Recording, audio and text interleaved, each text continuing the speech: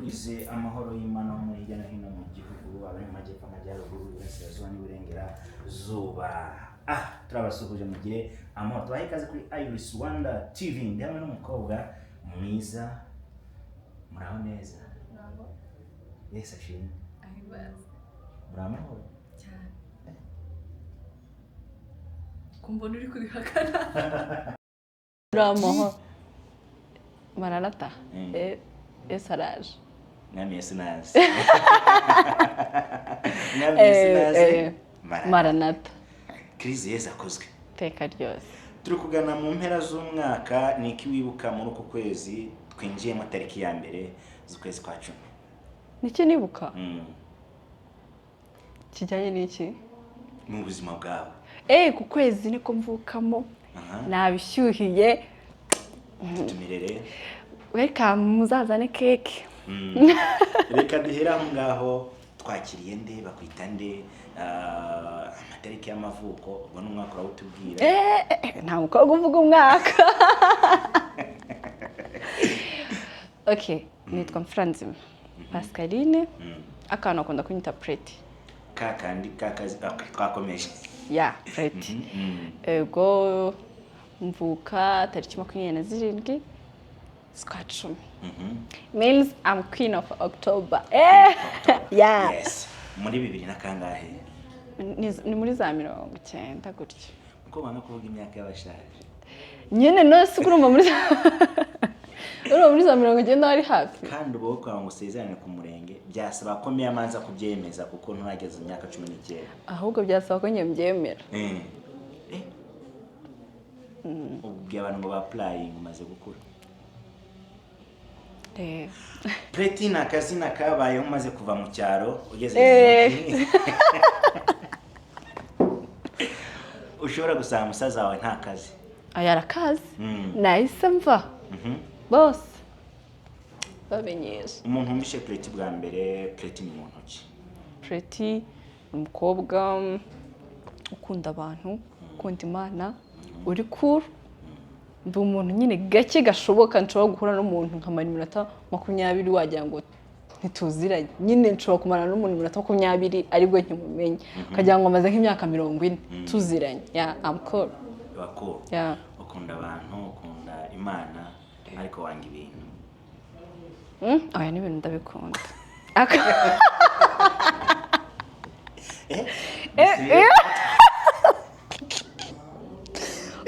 Umva. Ntabwo kumvikanye neza. Ibintu. N'ibintu bimwe na bimwe. N'ibintu bimwe na bimwe ndabikunda. Bimwe na bimwe. Nota bene usize. N'ibintu. Yego. Ako para byose. Ni Pretty uvuka mu bana bangahe? Turabana 5 mu rugo, umwana wa kabiri. Turabakobwa 3 n'abahungu 2. Yeah. Ukamutarashingira. Nigosha. Ntabwo ufite ku rugo rwanyu rwawe udatanga abageni cyangwa aya turabatanga abo turacyari bato. Ubona ninde uzabanziriza abandi? Brother mukuru agomba kubanza. Uri kumva ninjye babanza? Abatipe turatinda. Ubwo natinda nayo nzatinda. Pretty atinda umwana wa kabiri mu bana 5 kandi noneho biragoye cyane kumbona mu minota 20 ntasetse ngeze hano ndisanzura. Yeah. Akagapupe nyine. Akagapupe bakita panda. Gasobanuye iki kuri wowe? Gasobanuye ko nkunda abana. Ufite bangahe? Nta n'umwe. Ntawe ukunda ikintu nuko ugifite. Mwamwumvise no tugiye kuba tuganira ati nkunda abana ariko tupwe nashatse ko tumanza duheraho ufata ute umukobwa wahisemo kubyarira iwabo. Reka nkubwire kubyarira iwabo nubwo isi bifata nkaho uba utandukiriye ku muco. Okay, si byiza kubyarira iwanyu aho ku mukobwa byari iwabo buriya akwiye much respect. Nikuri kandi cyane akuze umukobwa uvuga ngo ngiye kwemera isi yose ibone ko nakoze iki kintu. abafite opportunities yo kuba yayikuramo yego hari ubundi buryo bwinshi tuzi byatuma udasama ariko waka tukiri aho niyo topic sasinze ntabwo asewe ubwo uburyo nka butatu ubwa mbere kuyikuramo oya bwa mbere ni ukutakora ni ukwifata ubwo nibwo buryo bwa mbere ni ukwifata ibyo bwa mbere kudakora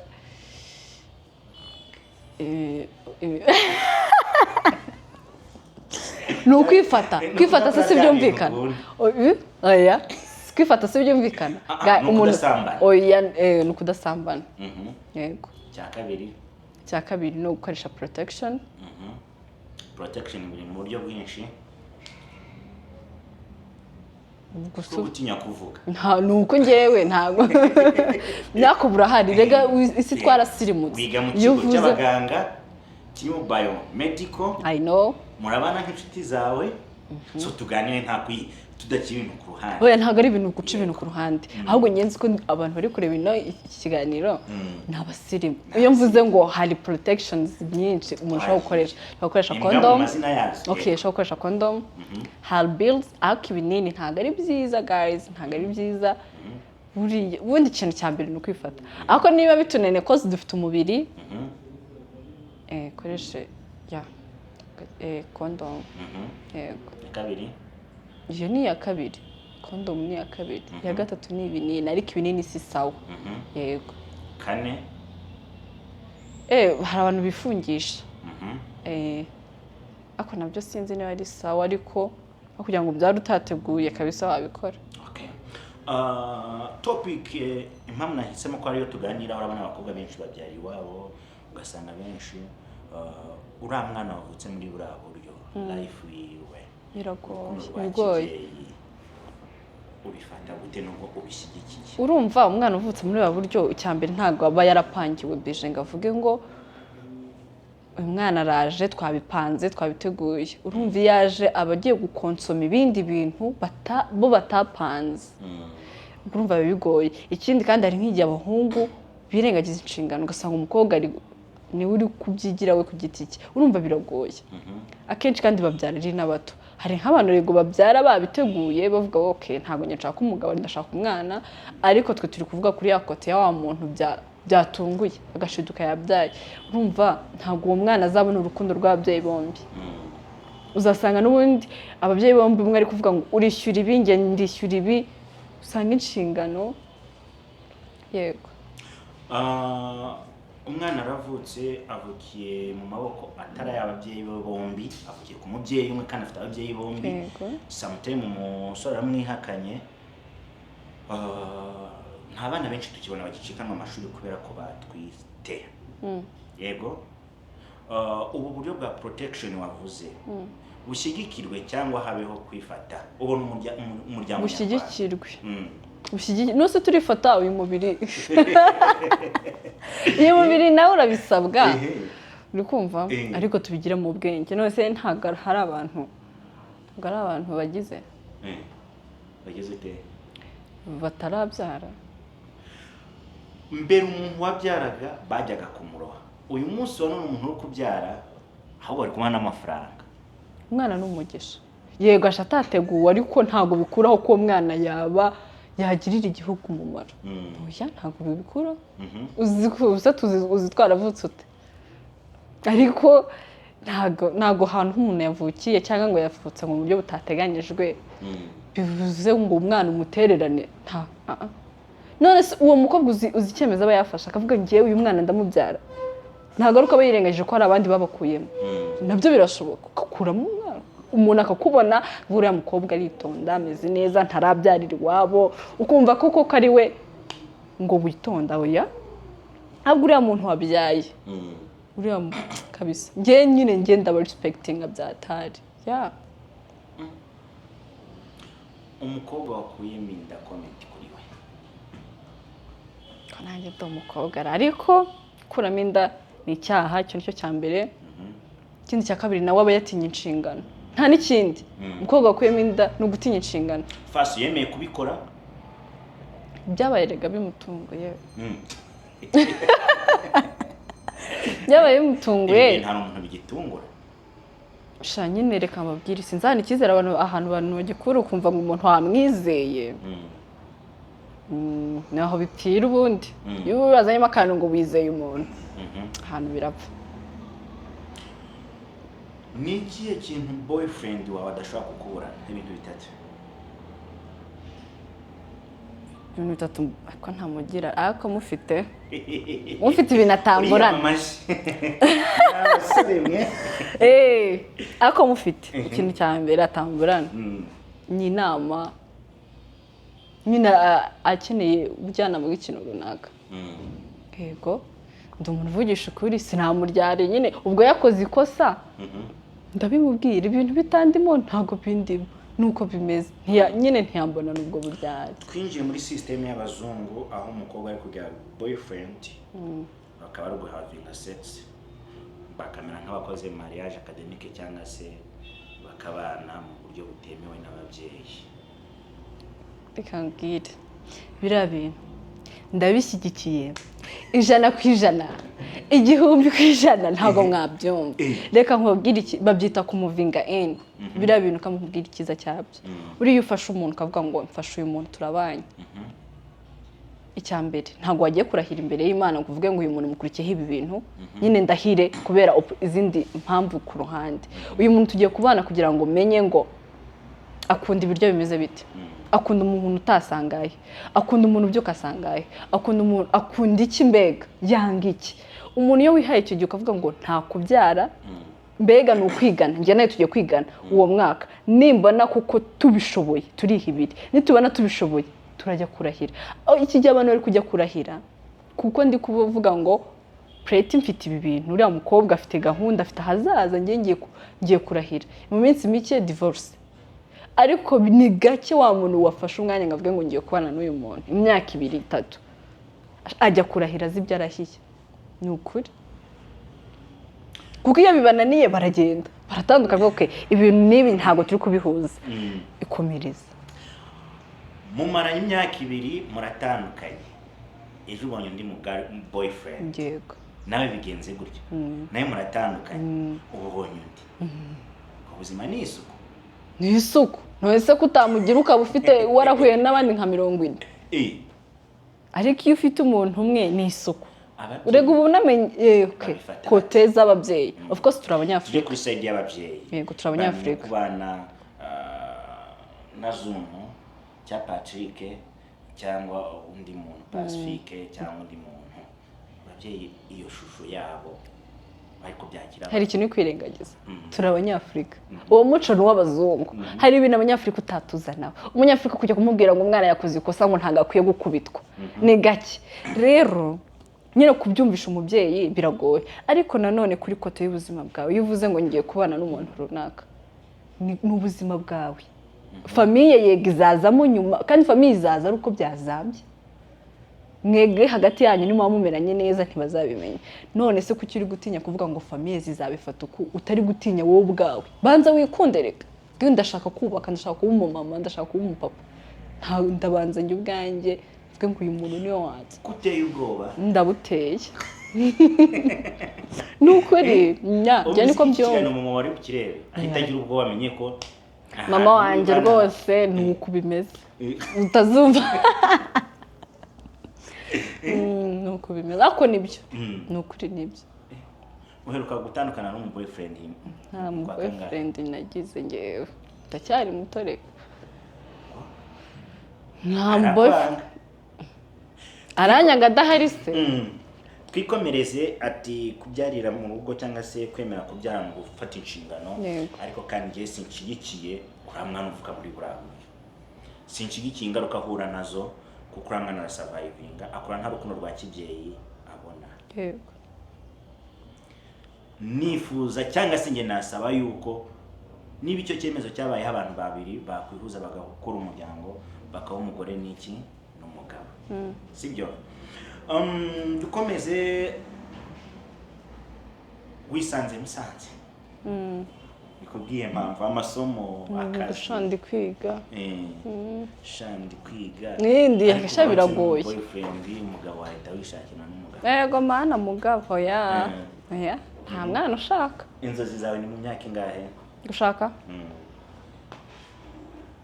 so ni ryariro ariko rega ibyo bintu nta muntu ubipanga go nshobora kwihura n'umuntu agahita avuga ati njye mfite gahunda tayari bahita ucaka tugenda ariko muri plani z'umuntu aba avuga ati ngomba kurangiza ishuri nkagira ibintu nanjye mba mfite kugira ngo nanjye nubake future njye mba numva nanjye nshaka kuzaba hari ibyo mfite kugira ngo nanjye nkore umuryango ku myaka yawe utatubwiye ni pleti ubaha imana umuyisilamu umureligieuse cyangwa oya nsengera muri Zion Temple kwa Gitwaza dusuhuze apotre ntumwa y'Imana Paul Gitwaza umukundi n'ukuri ni umukristo ubona abantu bagitinya ibyaha ibyo byahozeho reka nta kintu gishyashya kikiriho muri nosi ntacyo kuvuga ngo abantu baracyatinya ibyaha kera se barabitinyaga twakoze tubitinya ryari Sodoma ni Gomora ntago hahiye ntago ngewe nakuze nzi ko no kwicarana n'umukobwa tukicarana ku ntebe imwe ari icyaha ahubwo ubwo warasirimutse kuzi icyo cyari icyaha cyari icyaha oya ni icyaha gikomeye ikihe kwicarana n'umukobwa nari nzi ko ari icyaha gusoma nari icyaha kugira bitari ibyaha n'undi ni ibyaha ariko kuki mubikora nyine turemye mu mubiri muremye mu mubiri pleti ufitiye impano wiyumvamo inzozi zawe kwari kuzaba iki inzozi zanjye zari kugenda zirangira ku myaka 20 oya we umva niyo nagira 90 nyihumeka bamuvuga ibintu byakunda yego inzozi zawe inzozi zanjye nakuze numva nkunze gukina filime nkunze kumuvexen mu ndirimbo biriya bintu nabikundaga kandi still now ndacyabikunda ni ibintu nakuze nyine nkunda nkabona nka Norris nkavuga wow ibintu ni sawa ni karibu rero mu mwanya ni party ya mbere twarega ngo tuganiriza abantu tugere ku nzozi zawe mu mwanya ngiye kuguha ngo barebe ko mbishoboye mu mwanya ngiye kuguha abasore babiri ubundi twirebera umukino Mbararikire part 2 urababyimba guys no kubabyimba means zo nk'umuhari icyo kinyarwanda ucyumva kubabyimba ndababyimba okay ntabwo mbizi ukuntu biba bimeze I will try ati kwari kuba umukinnyi wa filime uyu munsi wa none turakwakira kuri Iris Rwanda TV nambateguza abantu ko ni mu mukunda mugashyiraho udutima twinshi muzamubona mu kiro cy'urukundo ariko nimutabinyereka ubwo ntimwamukunze ni guys umuntu ukuri mu nkunde ntari biryaje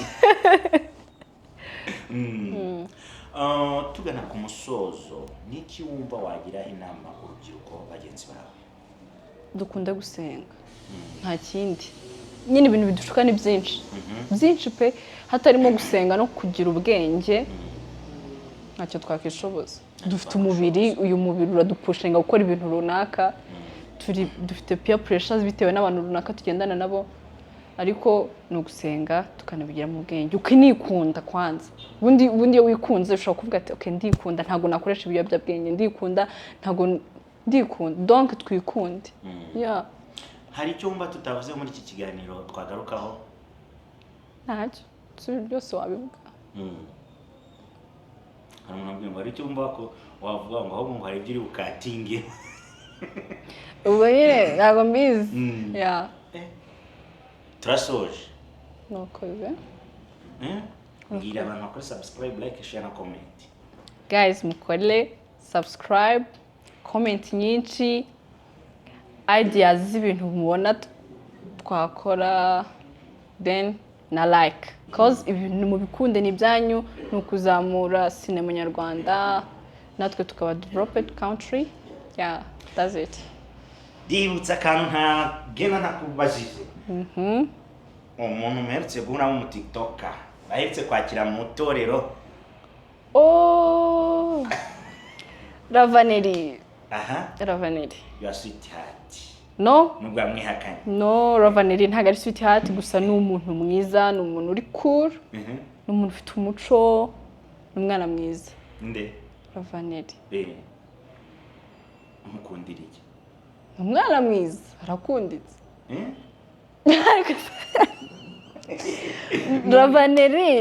Ravaneri ni umwana mwiza. Ravaneri ni inshuti ya sister wanjye yatumye nanjye tuba inshuti.